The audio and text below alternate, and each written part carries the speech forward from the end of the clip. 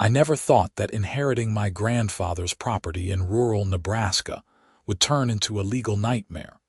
But there I was, standing in front of a towering windmill built in 1890, reading a certified letter from the Meadowbrook Estates Homeowners Association demanding I tear it down within 30 days.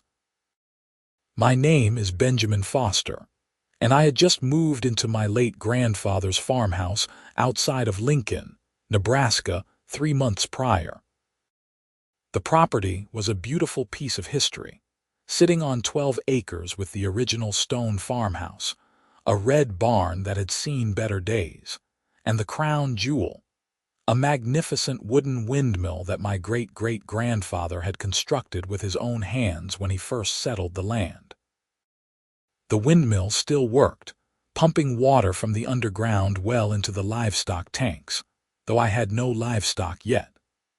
I had taken a remote job as a software engineer specifically so I could move out here and restore the property to its former glory. The letter was signed by someone named Patricia Hendricks, president of the Meadowbrook Estates HOA. I read it 3 times, each time feeling my blood pressure rise. The language was formal and threatening, citing violations of community standards, aesthetic guidelines, and property value concerns. They were calling my family's windmill, a structure that had stood for over a century, an eyesore that needed immediate removal. The first problem with their demand was that my property predated their subdivision by about 130 years. The second problem was that when developers had carved out Meadowbrook Estates from the surrounding farmland 5 years ago, my grandfather had explicitly refused to sell. His 12 acres sat like an island, with the HOA's cookie-cutter McMansions surrounding it on 3 sides. The 4th side opened up to a county road and more farmland beyond. I called the number listed on the letterhead immediately. A woman answered on the second ring with a voice that could cut glass. Meadowbrook Estates, HOA, Patricia Hendricks speaking. Yes, hi, this is Benjamin Foster. I just received a letter from you about my windmill. Oh, Mr. Foster, I am glad you called. As you can see from our correspondence, the structure on your property is in violation of our community standards. We need it removed as soon as possible. I took a deep breath, trying to keep my voice level. Madam, with all due respect, my property is not part of your HOA. My grandfather never sold to the developers, and I never signed any HOA agreements. There was a pause, and I could hear papers shuffling. Mr. Foster, your property is surrounded by Meadowbrook Estates. Whether you sign documents or not, you are negatively affecting property values for our entire community. That windmill is an eyesore, and frankly, it is a safety hazard. What if it falls and hurts someone? It has stood for over 130 years. It is structurally sound. I had it inspected when I moved in. That is irrelevant. Our bylaws clearly state that no structures exceeding 20 feet in height are permitted without board approval, and no wooden structures of that nature are allowed at all. You need to comply, or we will take legal action. Your bylaws do not apply to my property, I said, my voice getting harder. I am not a member of your HOA. We will see about that, Mr. Foster. You have 30 days. She hung up before I could respond. I stood there holding my phone, staring up at the windmill. It was a beautiful piece of craftsmanship, standing about 40 feet tall with 4 wooden blades that caught the Nebraska wind perfectly. My grandfather had maintained it religiously, and I had every intention of doing the same. The wood was weathered but solid, treated and retreated over the decades. It represented my family's history, our roots in this land. The next morning, I drove into Lincoln to visit the county clerk's office. If Patricia Hendricks wanted a fight, I needed to understand exactly where I stood legally. The clerk, a friendly woman in her 50s named Sandra, pulled up my property records on her computer. Here we are, she said, turning the monitor so I could see.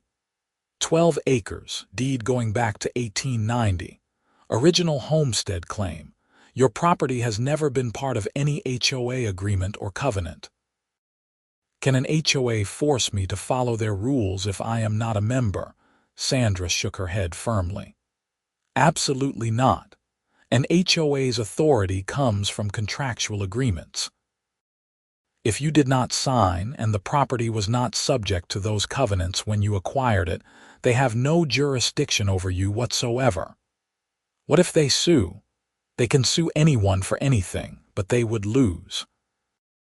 I would recommend you document everything and maybe consult with a property attorney just to be safe. I left the clerk's office feeling somewhat better, but still uneasy. I had heard horror stories about HOAs, about their petness and their abuse of power. I spent that afternoon researching attorneys in Lincoln and found a firm that specialized in property law. I called and made an appointment for the following week.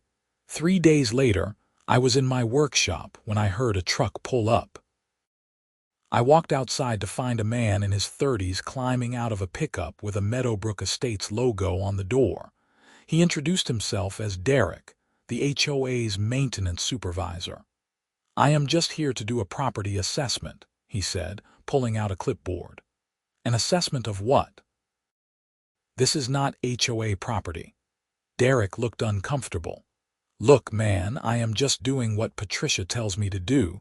She wants photos and measurements of the windmill. Tell Patricia she is not welcome on my property and neither are you. Leave now, or I am calling the sheriff. Derek held up his hands. Hey, I do not want any trouble. I am just trying to keep my job. But he got back in his truck and left. That evening, I installed security cameras around my property, focusing especially on the windmill and the driveway. Something told me this was just the beginning. My attorney appointment came the following Tuesday. Jonathan Wright was a sharp lawyer in his early 40s who specialized in property disputes. I explained the entire situation, showing him the letter from Patricia Hendricks and the property records from the county clerk. He leaned back in his chair, reading through everything carefully. This is pretty straightforward. They have no legal authority over your property. The windmill predates their subdivision by well over a century, and you are not bound by their covenants. So what do I do? I will draft a cease and desist letter making it clear that any further harassment or trespassing will result in legal action against the HOA and its board members personally. That usually scares them off. HOAs tend to be bold until they realize they might actually face consequences. What if they actually sue? Jonathan shrugged. They would be wasting their money, but if they do, we will fight it and probably countersue for harassment and legal fees. I have dealt with overzealous HOAs before. Most of them back down once they realize they have picked a fight they cannot win. I left his office feeling much better. The cease and desist letter was sent out the next day via certified mail and email. The response came faster than expected. 2 days later, I received an email from Patricia Hendricks herself. The tone was icy. Mr. Foster, we have received your attorney's letter. I want you to understand that we are not backing down. Your windmill is a blight on our community, and we have consulted with our own legal counsel. We believe we have grounds to pursue this matter in court. This could be resolved simply if you would just be reasonable and remove the structure. We are even willing to help cover the cost of demolition. Please reconsider. I forwarded the email to Jonathan, who called me within an hour. They are bluffing, he said. They have no case and they know it. My guess is they are hoping you will fold just to avoid the hassle. Do not respond to her directly. Let me handle all communication from here on out. I agreed, but the stress was getting to me. I had moved out here for peace and quiet, to restore my family's property. And instead, I was dealing with a nightmare HOA that would not leave me alone. The next incident happened on a Saturday morning. I was having coffee on my front porch when I noticed cars driving slowly past my property, people taking pictures from the road. At first, I thought maybe they were just admiring the old windmill, but then I saw Patricia Hendricks herself, standing at the edge of my property line with a small crowd of people. I walked down my driveway toward them. As I got closer, I could hear Patricia giving what sounded like a tour. "And this is the property I was telling you about," she was saying to a group of about a dozen people, all middle-aged and dressed in expensive casual wear. "As you can see, the owner refuses to maintain community standards. That ramshackle windmill is not only an eyesore but a genuine safety concern." "Excuse me," I called out as I approached. "What exactly is going on here?" Patricia turned to me with a smile that did not reach her eyes. "Oh, Mr. Foster, I am just showing some of our HOA members the issue we have been discussing. This is still a public road, last I checked. You are organizing tours to harass me."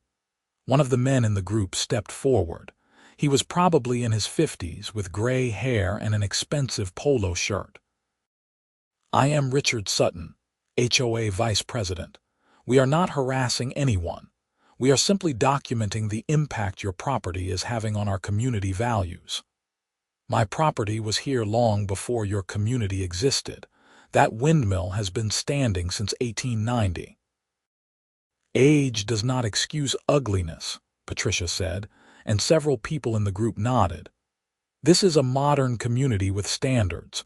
Your refusal to comply is selfish and childish." I felt my hands clench into fists. "Get off my property line and do not come back. I have cameras everywhere and I am documenting this harassment." "We are on a public road," Patricia said coolly, "but we will go. Just know that this is not over, Mr. Foster, not even close." They left, but I stood there shaking with anger for several minutes afterward. When I went back inside, I called Jonathan immediately, even though it was Saturday. "They are escalating," he said after I explained what happened. "This is actually good for us if it goes to court. It shows a pattern of harassment. Make sure you save all those camera recordings." "What can I do to make them stop?" "Honestly, stand your ground. Keep documenting everything. Do not engage with them directly. Eventually, they will either give up or do something stupid enough that we can hit them with a lawsuit that actually hurts." That night, I could not sleep. I kept thinking about Patricia Hendricks and her smug face, about the way she had weaponized the other HOA members against me. I had done nothing wrong. I was living peacefully on my own land, maintaining a piece of history, and somehow I was the villain in their story. The next escalation came in the form of a formal lawsuit. 3 weeks after the initial letter, I was served with papers at my front door. The Meadowbrook Estates HOA was suing me for maintaining a nuisance structure, claiming that the windmill violated county building codes and posed a danger to the surrounding community. Jonathan was not surprised when I brought him the papers. "Like I said, they have no case, but we will have to respond. This is going to cost them a lot of money in legal fees, which makes me think there is something else going on here." "What do you mean?" HOAs are cheap. They do not usually pursue baseless lawsuits because it comes out of their budget, which means higher dues for residents. Someone on that board really wants your property for something. "Have there been any offers to buy you out?" I thought about it. "No, nothing formal. Keep your eyes open." My guess is this is about more than just aesthetics. The court date was set for 2 months out. In the meantime, the harassment continued. I would find people taking pictures from the road almost daily.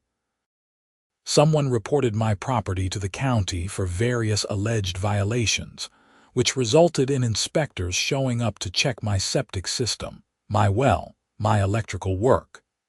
Everything checked out fine, but it was a hassle and clearly coordinated. Then things got worse. One morning, I walked outside to find that someone had spray-painted obscenities on my mailbox. The security camera caught it happening around 3 in the morning, a figure in dark clothing and a hood. The footage was not clear enough to identify anyone, but the timing seemed too convenient. I filed a police report. The deputy who came out was sympathetic but not optimistic. Vandalism like this is hard to prosecute without a clear identification. We will keep the report on file, though. 2 days later, I found nails scattered across my driveway. Then someone cut my fence line, letting my neighbor's cattle wander onto my property. Each time, the cameras caught vague figures or nothing at all, always at night, always careful to avoid clear identification. I called Jonathan again. This is getting out of hand. They are vandalizing my property now. Document everything and keep filing police reports. This is building a case for us. They are digging themselves deeper. The preliminary hearing finally arrived. Jonathan and I sat in the courtroom while the HOA's attorney, a stern woman named Margaret Chen, presented their case. It was flimsy at best, relying on vague claims about safety and property values. When it was our turn, Jonathan methodically dismantled every argument, presenting the property records, the timeline of ownership, and documentation showing that I was not and had never been part of the HOA. The judge, a no-nonsense woman in her 60s named Judge Sandra Morrison, listened to both sides before speaking. "Counselor Chen, help me understand something. How does your client have any authority whatsoever over a property that predates their organization by more than a century and has never been subject to their covenants?" Margaret Chen seemed to stumble. "Your Honor, the HOA's position is that the structure represents a danger to the surrounding community, regardless of property lines. You have any evidence of this danger, engineering reports, safety violations? We have concerns from residents. Concerns are not evidence." Judge Morrison looked at her papers again. "I am going to be frank with you. This lawsuit appears to be completely without merit. Mr. Foster's property is not subject to your client's jurisdiction. Unless you can present actual evidence of a genuine safety hazard or code violation, I am inclined to dismiss this case." Margaret Chen requested a continuance to gather more evidence, which the judge granted, but I could tell the wind was out of their sails. As we left the courtroom, I saw Patricia Hendricks in the hallway, glaring at me with undisguised hatred. That evening, I decided to do some research into the HOA board members. Something Jonathan had said kept nagging at me about there being more to this story. I started with basic internet searches and public records. What I found was interesting. Patricia Hendricks was married to David Hendricks, a real estate developer. 3 years ago, David Hendricks had proposed a major expansion to Meadowbrook Estates, which would have added another 200 homes. The project had stalled because of zoning issues and access concerns. Looking at the maps, I realized that my property sat right in the middle of where his proposed expansion would go. Suddenly, everything made sense. This was not about aesthetics or safety. This was about clearing me out so they could acquire my land and complete their development project. I called Jonathan immediately with my findings. "This is excellent work," he said. "This gives us motive for their harassment. They want you gone so they can buy the property cheap or force you out entirely. What do we do with this information? For now, we keep it in our back pocket. If they keep pushing, we can use it to show the court that this whole lawsuit is a bad faith effort to intimidate you into selling." But the HOA was not done yet. A week after the hearing, I received a notice from the county that someone had filed a complaint claiming my windmill was structurally unsound and posed an immediate danger.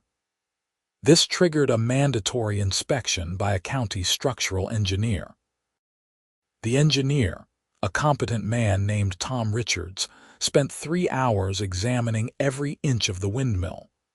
When he was done, he sat with me at my kitchen table to go over his findings. "Mr. Foster, I am going to be honest with you. Whoever filed that complaint was full of it. This windmill is incredibly well maintained. Sure, it is old, but it has been properly cared for.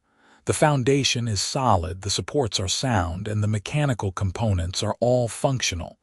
I would not hesitate to certify this structure as safe. So no violations, none whatsoever. I will submit my report to the county. You should not have any problems." After he left, I sat on my porch and stared at the windmill, feeling a mix of relief and exhaustion. How much more of this could I take? I had come here to build a peaceful life, but instead, I was trapped in an endless battle with people who would not leave me alone. That night, the vandalism escalated to a new level. I was woken up at 2 in the morning by a loud crash. I grabbed my phone and checked the security cameras. Someone had thrown a brick through my truck window. I called 911 immediately. This time, a different deputy responded, a younger guy named Officer Marcus Webb. He took the report and looked at my camera footage. "Do you know who might be targeting you?" I explained the entire situation with the HOA. Marcus listened carefully, taking notes. "I have heard about that HOA," he said. "They have a reputation for being difficult, but vandalism is a crime, regardless of the motivation. Have you considered installing better cameras with night vision?"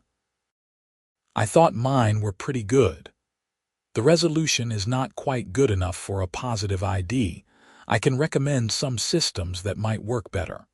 Also, have you thought about filing for a restraining order against the HOA board members? Can I do that?" "If you can show a pattern of harassment, yes. Based on what you have told me, you might have grounds." After Officer Webb left, I spent the rest of the night looking into better security systems. By morning, I had ordered a comprehensive setup with high-definition night vision cameras and motion-activated spotlights. The new cameras were installed 3 days later, just in time. That very night, they caught something that changed everything. At 1:30 in the morning, a car pulled up to my property. The new cameras captured everything in crystal-clear detail, including the faces of the 2 people who got out. One was Patricia Hendricks. The other was a man I did not recognize, carrying a can of gasoline. They walked toward my windmill. I was already up, alerted by the motion sensors on my phone. I called 911 immediately while watching the live feed. "Someone is on my property with gasoline, and I think they are about to commit arson." The dispatcher kept me on the line while I watched Patricia and her companion approach the base of the windmill. He started pouring gasoline around the foundation while Patricia stood watch. Then I heard sirens in the distance. They heard them too. Both of them froze, then ran back to their car. But they were too late. 2 sheriff's vehicles pulled up, blocking them in. I ran outside just as deputies were putting Patricia Hendricks and the man in handcuffs. The scene was surreal. Patricia was screaming about harassment and false accusations, but the gasoline can was right there on the ground, and the smell was unmistakable. "Mr. Foster," one of the deputies approached me. "Are you okay?" "I am fine. I have everything on video. We are going to need that footage." I showed them the camera feeds on my phone, the whole sequence from the car arriving to them pouring gasoline. The deputy watching it shook his head. "Well, that is about as clear-cut as attempted arson gets." Patricia was still shouting as they put her in the patrol car. "That windmill is a menace. We were protecting the community." "Madam, you need to stop talking," one of the deputies told her. "Anything you say can and will be used against you." The man with her turned out to be her husband, David Hendricks, the developer. He was smart enough to keep his mouth shut. The rest of that night was a blur of giving statements, providing video evidence, and dealing with investigators. By sunrise, the local news had somehow gotten wind of the story, and a reporter showed up asking questions. I politely declined to comment and referred her to my attorney. Jonathan called me at 7 in the morning, having seen the news. "Benjamin, are you all right?" "I am okay. They did not get to actually start the fire. This changes everything. They just committed a felony. The civil case is going to evaporate and you have grounds for a massive lawsuit. I just want them to leave me alone. After tonight, they will not have a choice. Patricia Hendricks is done." The next few days were chaotic. The story made regional news, and suddenly, my quiet property was the center of attention. The headline in the Lincoln Journal-Star read, "HOA President Arrested for Attempted Arson of Historic Windmill." Public opinion swung heavily in my favor. People were outraged that an HOA would go to such extremes. I received dozens of supportive messages from strangers, including several from people who had their own HOA horror stories. The Meadowbrook Estates HOA held an emergency meeting and voted to remove Patricia Hendricks from her position. David Hendricks resigned from his development company amid the scandal.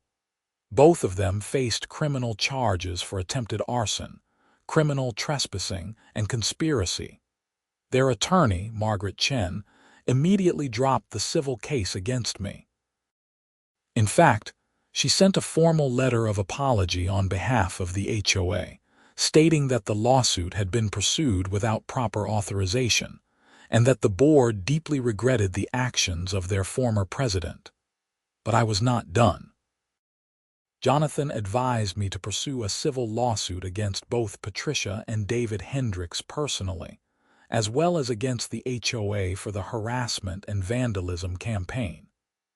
You have emotional distress, property damage, and legal fees. Plus, with the criminal charges, you have leverage.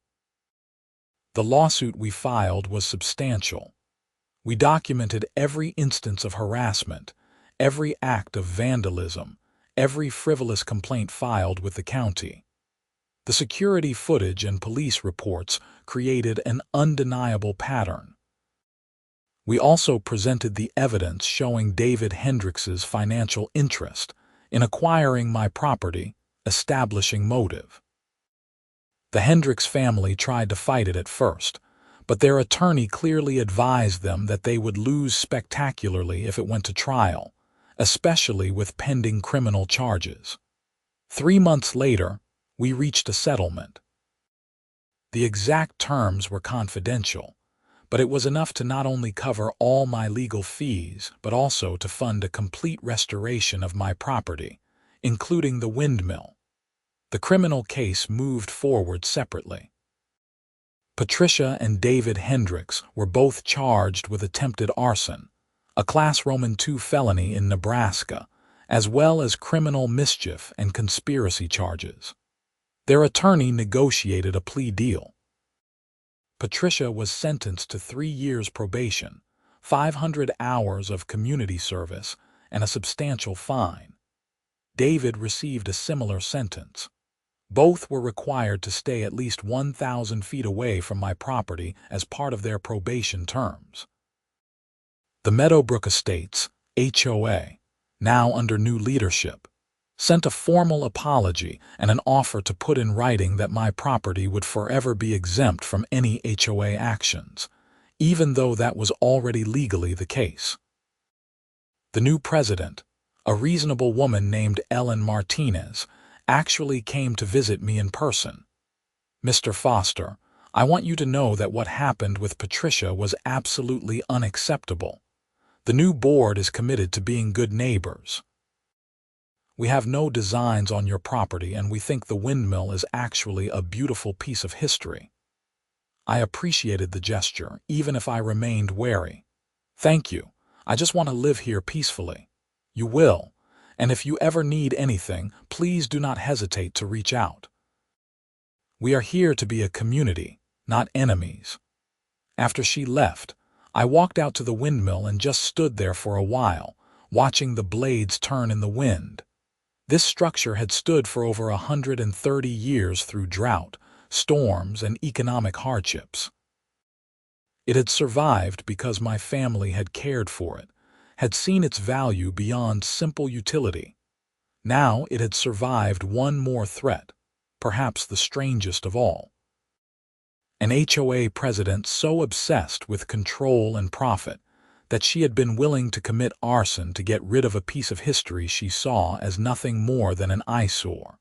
Over the following months, I used the settlement money to complete the restoration work I had dreamed of.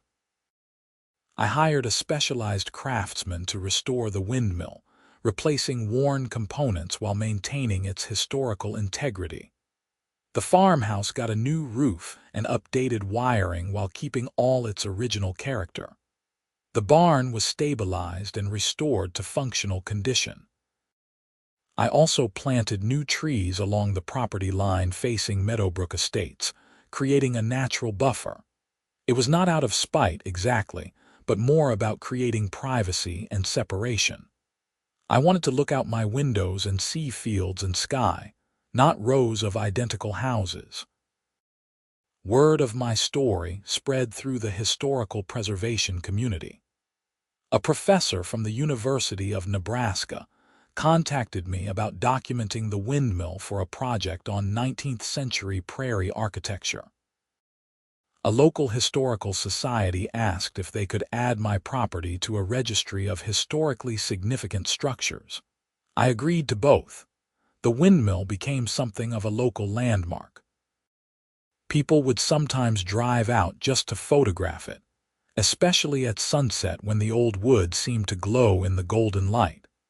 I did not mind as long as they were respectful. 6 months after the attempted arson, I was contacted by a journalist working on a story about HOA overreach. She wanted to interview me about my experience. I was hesitant at first, but Jonathan thought it might be good to get my story out there, potentially helping others dealing with similar situations. The article that resulted was published in a national magazine and went viral online. It sparked a broader conversation about HOA authority, property rights, and the preservation of historical structures. I received messages from people all over the country dealing with their own HOA nightmares, thanking me for fighting back. Some good came from it on a policy level too. A state senator from Nebraska used my case as an example when proposing legislation to reform HOA practices and protect historically significant properties.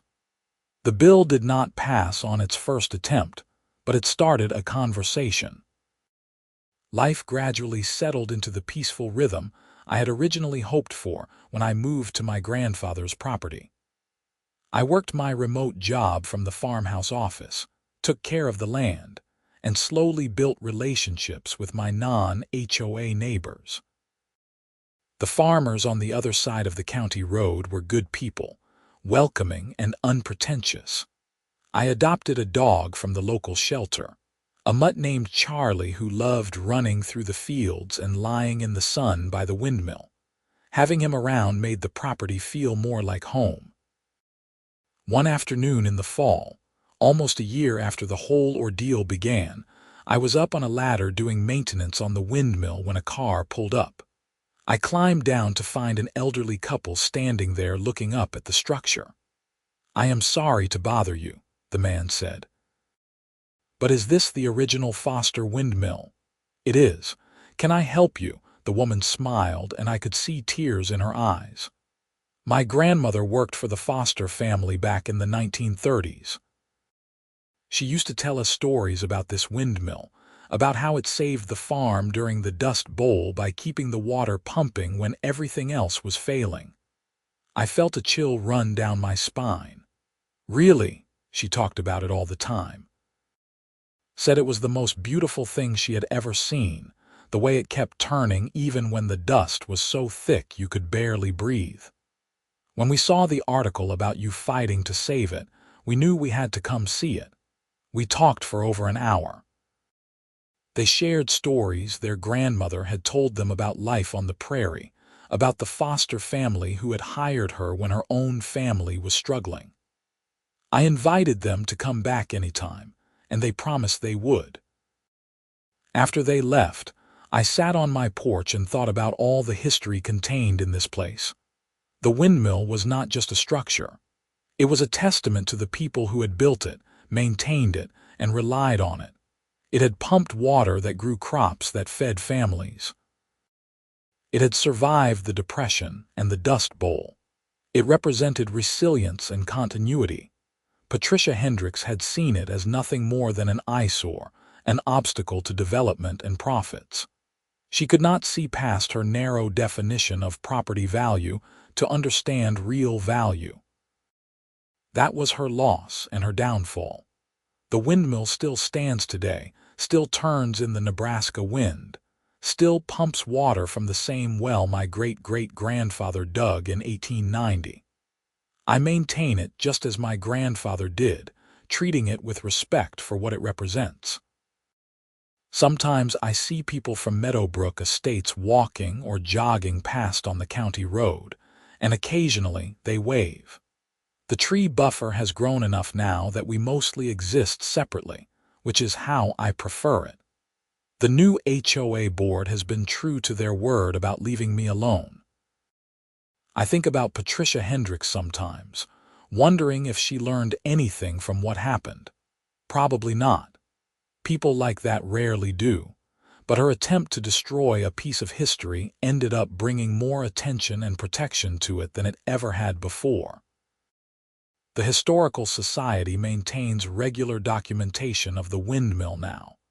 There are protections in place that will hopefully prevent anyone else from trying what she did. My life here has become what I hoped it would be. I wake up to the sound of wind through the fields instead of traffic. I drink my coffee watching the sun rise over land my family has owned for generations. I work on projects that matter to me, restoring and preserving rather than tearing down and replacing. The experience taught me something important about standing your ground.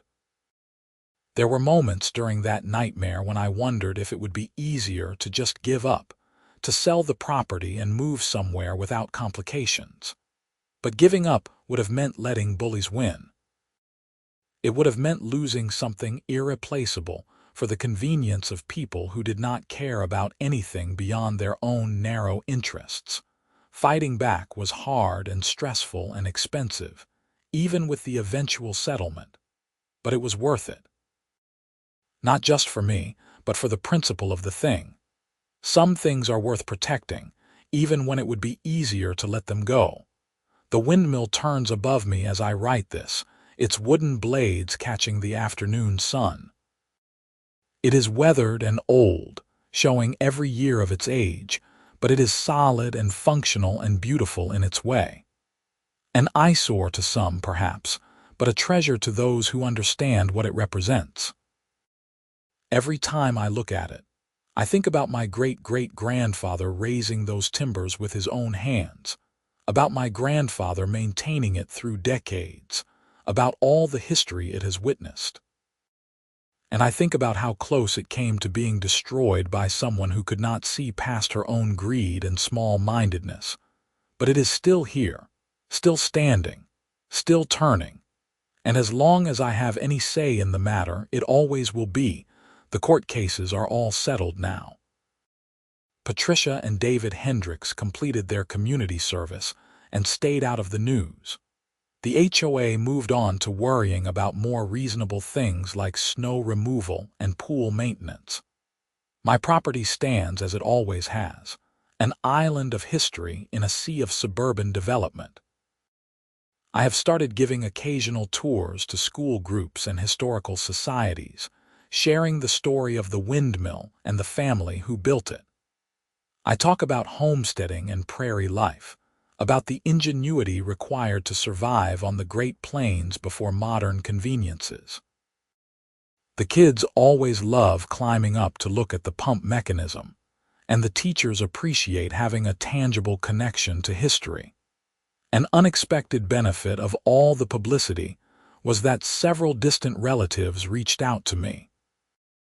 Cousins I had never met, all descended from the original Foster homesteaders, contacted me to share their family stories and photographs.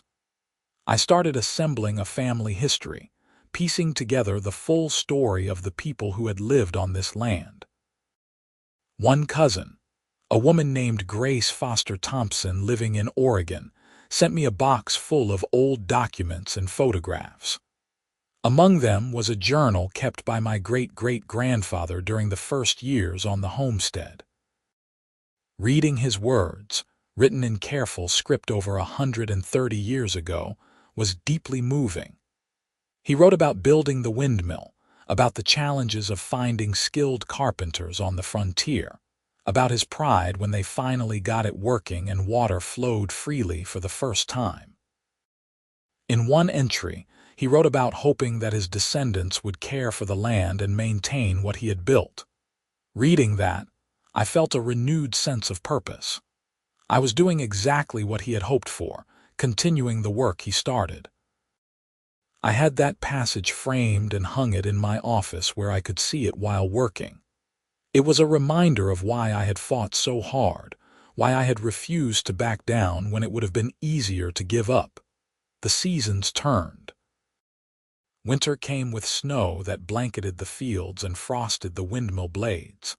Spring brought green shoots and newborn calves in the neighboring pastures. Summer heated the land and made the windmill work overtime pumping water. Fall painted the trees in gold and red. Through it all, the windmill turned. A constant presence, a link to the past, a promise to the future. I eventually started a blog documenting the restoration work and sharing the property's history. It developed a small but dedicated following among people interested in historical preservation, rural life, and standing up to HOA overreach. The comments section became a place where people shared their own stories of fighting bureaucratic battles, of protecting things that mattered to them. One reader sent me a message that stuck with me. She was dealing with her own HOA trying to force her to remove a historic tree from her property. My story had given her courage to fight back. A year later, she sent an update. She had won her case, and the tree was protected. Knowing that my experience had helped someone else made all the struggle worthwhile. The property became my refuge and my project. I learned carpentry to repair the barn, studied historical construction techniques to maintain the farmhouse authentically, and became an amateur expert on windmill mechanics. The work was never done, but that was part of the appeal. There was always something to improve, something to restore, something to learn. Charlie the dog became my constant companion, following me around as I worked and alerting me to visitors. He had a special fondness for lying in the shade of the windmill on hot days, and I often joined him, sitting with my back against the old wooden support beams, looking out across the land. In those quiet moments, I would think about how different my life could have been. If Patricia Hendricks had never sent that first letter, I might have just lived here peacefully, restoring the property at my own pace without any drama. But I also would never have learned what I was capable of, never discovered how much I was willing to fight for something I believed in. The conflict had forced me to truly understand the value of what I had inherited. It was not just land and buildings. It was history, heritage, continuity. It was a refusal to let the past be erased in the name of conformity and profit. 2 years after the attempted arson, I hosted a community event on the property. The Historical Society helped organize it, billing it as a celebration of prairie history and rural heritage. We had demonstrations of traditional crafts, tours of the windmill and farmhouse, and a small museum display of artifacts and photographs. Hundreds of people showed up. Families with children, elderly couples who remembered the old days, history enthusiasts, and even a few reporters. The day was warm and sunny, perfect weather for wandering through the fields and learning about the past. Ellen Martinez from the HOA board came by with her family. She approached me somewhat nervously. "I hope it is okay that we are here. Of course, you are all welcome. My kids wanted to see the famous windmill. They have heard so much about it." Her children, a boy and girl around 10 and 12, were staring up at the structure in awe. Would they like a tour? Their faces lit up, and I spent the next hour showing them and about 20 other kids how the windmill worked, explaining the gear system that converted the blade rotation into the pumping action, letting them help adjust the tail vane that kept the blades facing into the wind. At one point during the day, I stood back and watched all these people exploring the property, appreciating the history, and I felt a profound sense of satisfaction. This was what it was about. Not property values or aesthetic guidelines, but connecting people to their heritage, preserving something real and meaningful. As the sun set that evening and the last visitors left, I walked out to the windmill one more time. The wood glowed warm in the fading light, the blades still turning steadily in the eternal prairie wind. "We made it," I said quietly to the old structure, patting one of the support beams. "They tried to tear you down, but you are still here." The windmill did not answer, of course, but it did not need to. Its continued presence was answer enough. It had outlasted empires and economic systems, drought and depression, and one particularly vindictive HOA president. It would outlast whatever came next too, as long as someone was there to care for it. And I planned to be that someone for as long as I could, then pass the responsibility on to whoever came after me, just as it had been passed to me. The legal battle with the HOA became a cautionary tale that spread through property law circles. Jonathan used it as a teaching example when he gave lectures at law schools. The case appeared in textbooks and legal journals as an example of HOA overreach and the importance of property rights. Patricia Hendricks disappeared from public life entirely. Her social media accounts went dark, and she and David apparently moved away from the area after selling their house in Meadowbrook Estates at a significant loss. I did not follow their lives closely, but occasionally someone would mention hearing something about them. I never felt any satisfaction from their downfall, just relief that they were no longer part of my life. The Meadowbrook Estates HOA reformed significantly after the scandal. They implemented new oversight procedures, required board approval for any legal actions, and adopted a more reasonable approach to community management. Ellen Martinez proved to be an excellent president, focused on actual community building rather than enforcement and control. Some residents from the development actually started coming to me for advice on historical restoration and sustainable living. A few of them installed solar panels or started vegetable gardens, bringing a touch of practicality to the manicured suburb. I was always happy to share what I had learned. My remote work proved to be a blessing during all of this. Being able to maintain steady income while dealing with the legal battle and property restoration made everything possible. I occasionally thought about what would have happened if I had needed to commute to an office every day, if I had not had the flexibility to meet with attorneys and deal with inspectors and manage the property. Things might have turned out very differently. The software engineering work paid the bills, but the real work, the work that mattered, was here on the land. Maintaining the windmill, restoring the buildings, preserving the history. That was what got me out of bed in the morning with a sense of purpose. I started keeping my own journal, following in my great-great-grandfather's footsteps. I documented the restoration work, the challenges and successes, the lessons learned. Maybe someday, 100 years from now, one of my descendants would read it and understand what this place meant to me, just as I understood what it meant to the man who built it. The passage of seasons became meaningful in a way it never had been when I lived in the city.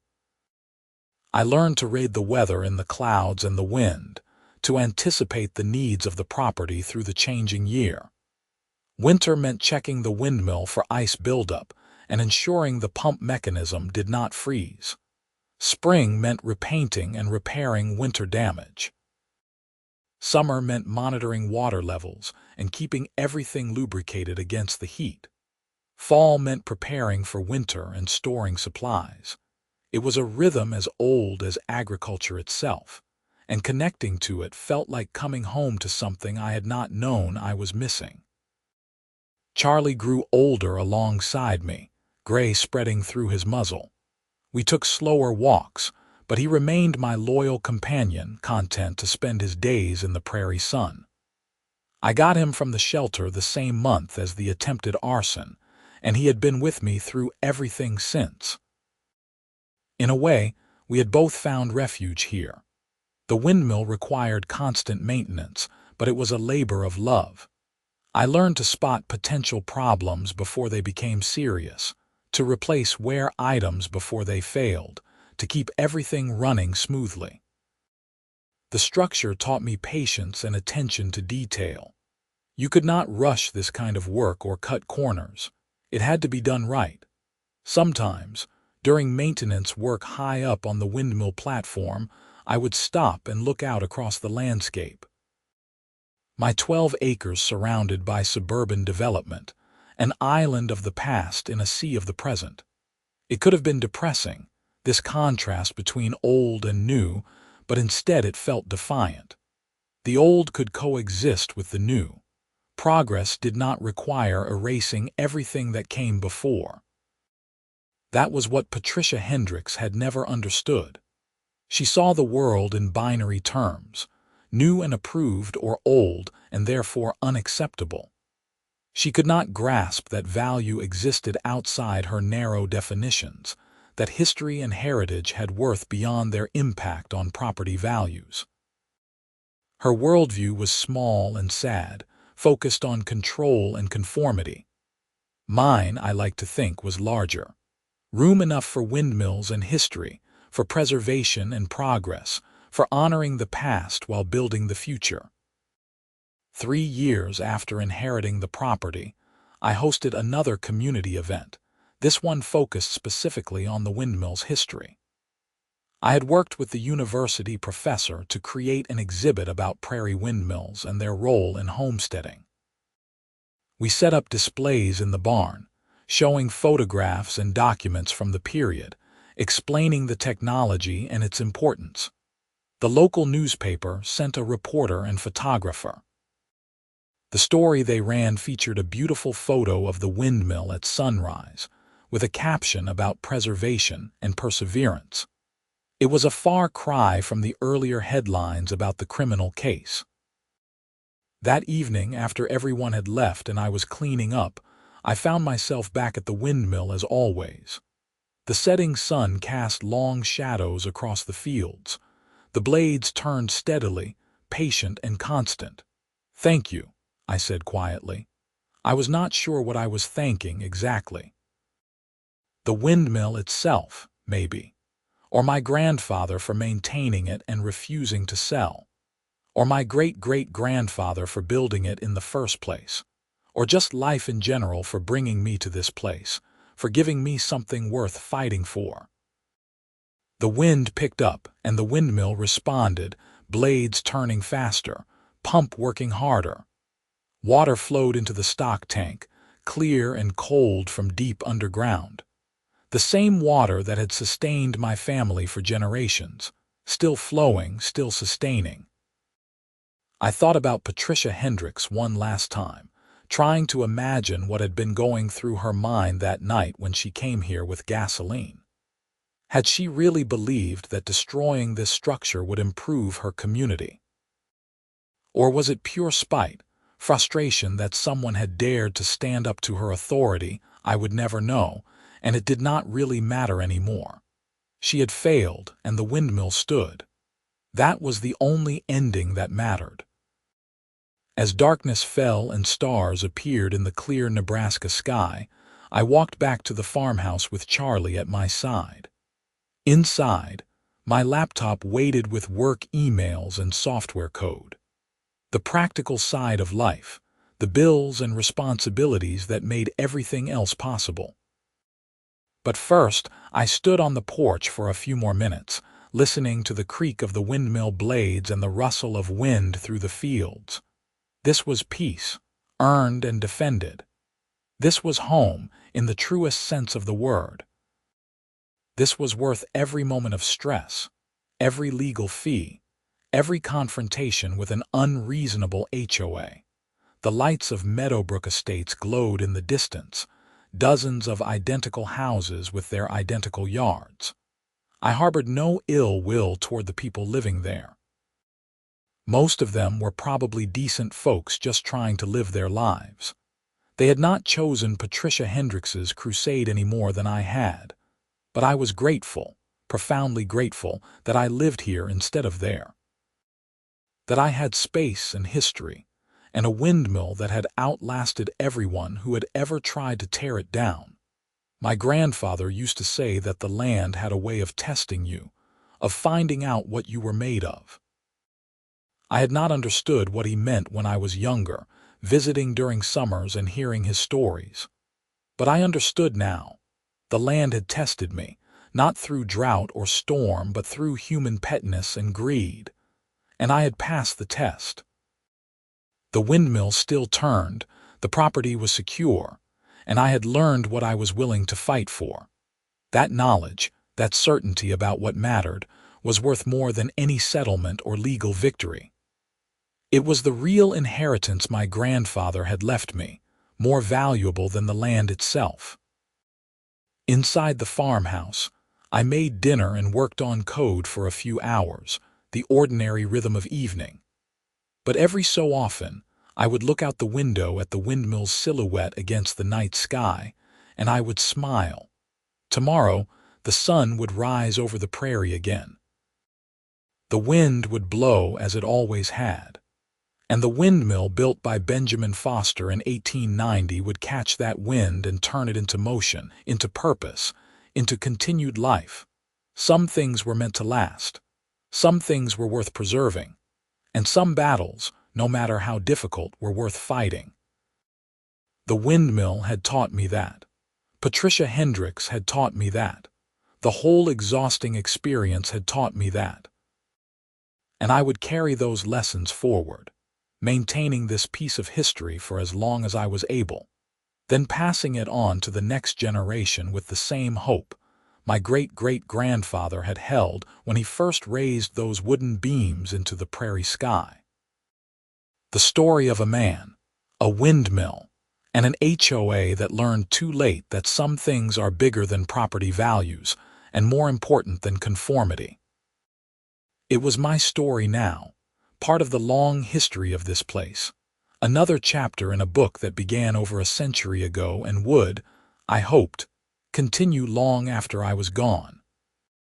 Outside, the windmill turned through the night, patient and enduring, a testament to the people who built it and all those who had fought to preserve it. An eyesore to some, perhaps, but to me and to everyone who understood its true value, it was something far more important. It was proof that standing your ground matters, that history deserves protection, and that not everything old should be torn down to make way for the new. It was a symbol of resistance against petty tyranny, a victory for common sense over bureaucratic overreach. Most of all, it was home. My home, my heritage, my responsibility, and my pride. And no HOA, no matter how determined or vindictive, was ever going to change that. The windmill would stand.